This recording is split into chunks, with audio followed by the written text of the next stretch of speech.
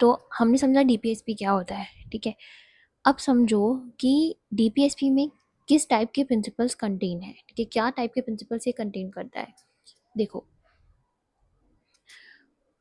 First, goals and objectives that we as a society should adopt. मतलब कि जो हमारा directive principle of state policy है, उसके बिहाइंड कुछ मोरल या फिर सोशल गोल्स हैं जो कि ये बताते हैं कि हमें किस टाइप की सोसाइटी जो है बिल्डअप करनी है, ठीक है, किस काइंड की सोसाइटी हम बिल्डअप करना चाहते हैं, ठीक है। जैसे कि एग्जांपल समझो, हमें एक ऐसी सोसाइटी चाहिए जो कि इक्विटेबल हो, वहाँ पे इक्वालिटी हो, ठीक है, रिसोर्सेज का, वेल्थ का इक्विटेबल डिस्ट्रीब्यूशन हो, ठीक है, किसी भी तरीके से एक्सप्लॉइटेशन ना हो सोसाइटी में, हमें ऐसी सोसाइटी बिल्डअप करनी है और वो जस्ट सोसाइटी हो, ठीक है। तो कहीं ना कहीं डायरेक्टिव प्रिंसिपल का ये गोल और ऑब्जेक्टिव है कि ये दर्शाता है कि हमें किस टाइप की सोसाइटी अडॉप्ट करनी है, किस टाइप की सोसाइटी हम बिल्डअप करना चाहते हैं। दूसरा पॉइंट क्या कह रहा है कि there are certain rights that individual should enjoy apart from the fundamental rights. यहाँ पे मतलब क्या है कि तो इवन दो हमारा कॉन्स्टिट्यूशन जो है हमें फंडामेंटल राइट गारंटी करता है, लेकिन जो डीपीएसपी है वो भी हमारे लिए कुछ एक्स्ट्रा राइट्स की बात करता है, जैसे कि राइट टू वर्क हमने समझा था अभी डीपीएसपी में, right to education, right to health. तो ये सब इंश्योर करते हुए कहीं ना कहीं ये हमारे लिए कुछ एक्स्ट्रा राइट्स इंश्योर कर रहा है डीपीएसपी, ठीक है। भले ही ये राइट्स इन्फोर्सेबल नहीं है, मतलब आप इनके लिए कोर्ट नहीं जा सकते, लेकिन कहीं ना कहीं ये राइट्स एसेंशियल है ह्यूमन डिग्निटी के लिए, और इसी राइट के बेसिस पे सरकार जो है वो पॉलिसीज और प्रोग्राम्स बनाती है, ठीक है। तो ये पॉइंट ये कह रहा है कि सर्टेन राइट्स हैं इंडिविजुअल के लिए, लेकिन जैसे कि फंडामेंटल राइट, लेकिन उसके अलावा डीपीएसपी भी कुछ राइट्स को इंश्योर करता है, ठीक है। थर्ड पॉइंट क्या कह रहा है, ओके, सेकंड पॉइंट हमने समझा। थर्ड पॉइंट क्या कह रहा है, certain policy that the government should adopt.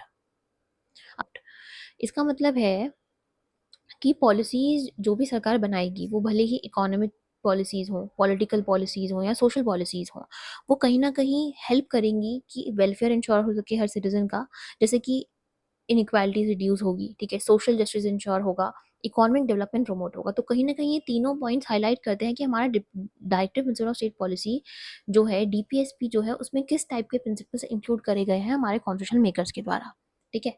अब हमें कुछ रियल लाइफ जो एग्जाम्पल्स हैं हमें वो देखने हैं कि जो कि हमारे इंडियन जो हमारी गवर्नमेंट है उसने ट्राई करा है इन डायरेक्टिव प्रिंसिपल को फॉलो करते हुए, ठीक है, कुछ उसने पॉलिसीज बनाई है, तो उसको समझो। देखो, government time to time try to give effect to some DPSP. तो उसमें जो सबसे पहले कुछ एग्जांपल्स दिए गए हैं, ये देखो, पहला क्या है, पास जमींदारी अबॉलिशन बिल। देखो क्या हुआ था जब हमारे यहाँ पे ब्रिटिशर्स जब थे इंडिया में, तो उन्होंने ना क्या करा हुआ था कि कुछ जमींदार जिसको हम इंटरमीडिएरीज कहते थे उनको डिफरेंट डिफरेंट लैंड के लिए अपॉइंट कर दिया था, ठीक है। अब उस लैंड पे जो भी पीजेंट काम करते वो जमींदार को पैसा देते और जमींदार फिर फिक्स्ड अमाउंट में ब्रिटिशर्स को पैसा देता। तो वो जमींदार क्या कर रहे थे, बहुत ज़्यादा एक्सप्लॉइटेशन करते थे उस टाइम पे जो पीजेंट्री क्लास थी, जो पीजेंट्स थे, जो आपके जो किसान उस लैंड पे काम करते थे, ठीक है। तो इसीलिए जमींदार अबॉलिशन बिल को पास करा गया, ज़मींदार को ज़मींदारी सिस्टम को अबॉलिश करा गया, ठीक है। जिसकी वजह से कहीं न कहीं आप देखोगे कि एक लैंडलॉर्ड वाली जो चीज़ थी उसको अबॉलिश करी गई, और लैंड्स को फिर जो पुअर फार्मर्स थे उनके बीच में रीडिस्ट्रीब्यूट कर दिया गया, ठीक है।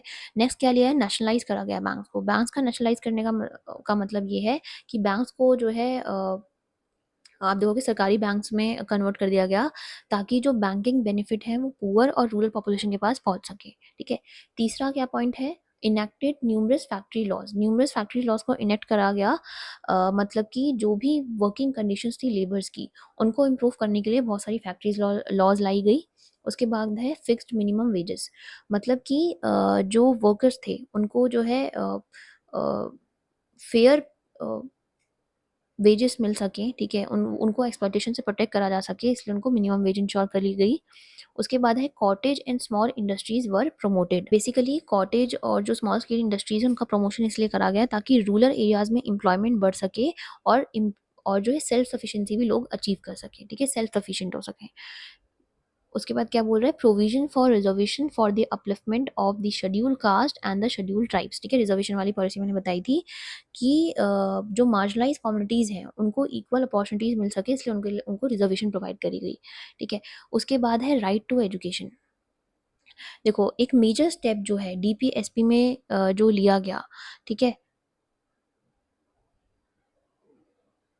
वो आपका राइट टू एजुकेशन नहीं था, ठीक है, कि हर बच्चे को जो है राइट टू 14 साल तक के बच्चे के पास राइट टू एजुकेशन है। फिर क्या है, formation of Panchayati Raj institution all over the country. Basically जो लोकल सेल्फ गवर्नमेंट है, ठीक है, पूरी की पूरी कंट्री में आप लोकल सेल्फ गवर्नमेंट पे आप देखोगे कि ये चैप्टर भी आपको इंडियन कॉन्स्टिट्यूशन नेटवर्क में, उसको हम समझेंगे। बस अभी समझो कि पंचायती राज इंस्टीट्यूशन का मतलब होता है कि जो रूरल एरियाज में जो लोकल गवर्नमेंट है उसको डेवलप करने के लिए पूरे के पूरे कंट्री में स्टेप्स लिए जा रहे थे। उसके बाद है मिड डे मील स्कीम। कहीं मिड डे मील स्कीम लाई गई जिससे कि जिसकी वजह से स्कूल की अटेंडेंस इंकरेज हो और जो है चाइल्ड का जो न्यूट्रिशन है वो भी इम्प्रूव हो, ठीक है। तो ये कुछ एग्जाम्पल दिए गए हैं कि डीपीएसपी में आपका क्या-क्या स्टेप्स जो है डीपीएसपी के थ्रू लिए गए हैं, ठीक है। तो एक बार रिकैप लेते हैं कि डीपीएसपी क्या है। ये एक तरीके के इंस्ट्रक्शंस है, एक गाइडलाइंस है जिसके बेसिस पे सरकार जो है पॉलिसीज और प्रोग्राम्स बनाएगा। उसके बाद एग्जांपल दिए गए कि सरकार ने क्या पॉलिसीज और प्रोग्राम्स बनाए, जैसे कि ज़मींदारी सिस्टम बिल पास करा, ज़मींदारी अबॉलिशन बिल पास करा, बैंक्स को नेशनलाइज़ करा, ठीक है, मिड डे मील स्कीम वगैरह लेके आए, कॉटेज इंडस्ट्रीज़ को प्रमोट करा और रिजर्वेशन पॉलिसीज़ प्रोवाइड करी। तो कुछ एग्जांपल्स ध्यान रखना। और अब हम देखते हैं हमारे पास नेक्स्ट टॉपिक क्या है इसमें। नेक्स्ट हमें समझना है फंडामेंटल ड्यूटीज को। देखो अभी हमने समझा डीपीएसपी। डीपीएसपी किसकी मोरल ड्यूटीज है? डीपीएसपी जो है वो स्टेट की मोरल ड्यूटीज है, ठीक है, गवर्नमेंट की मोरल ड्यूटीज है जो कि गवर्नमेंट को परफॉर्म करनी है। Fundamental duties as a citizen of India, हमें हमारे पास अगर राइट्स हैं तो हमें ड्यूटीज भी परफॉर्म करनी होंगी, ठीक है। तो अब हम उसे समझते हैं। देखो fundamental duties of citizens. First point, in 1976, the 42nd Amendment to the Constitution was passed.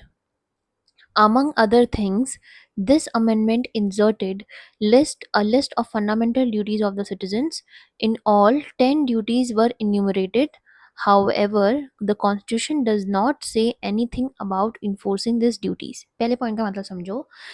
हमारे कॉन्स्टिट्यूशन में ओरिजिनली फंडामेंटल ड्यूटीज नहीं थी। जैसे कि आप देखोगे हमने समझा फंडामेंटल राइट्स को डाला गया था पार्ट 3 में, डीपीएसपी को डाला गया था पार्ट 4 में, लेकिन फंडामेंटल ड्यूटीज को नहीं डाला गया था, ठीक है। ओरिजिनली कॉन्स्टिट्यूशन में फंडामेंटल ड्यूटीज नहीं थी।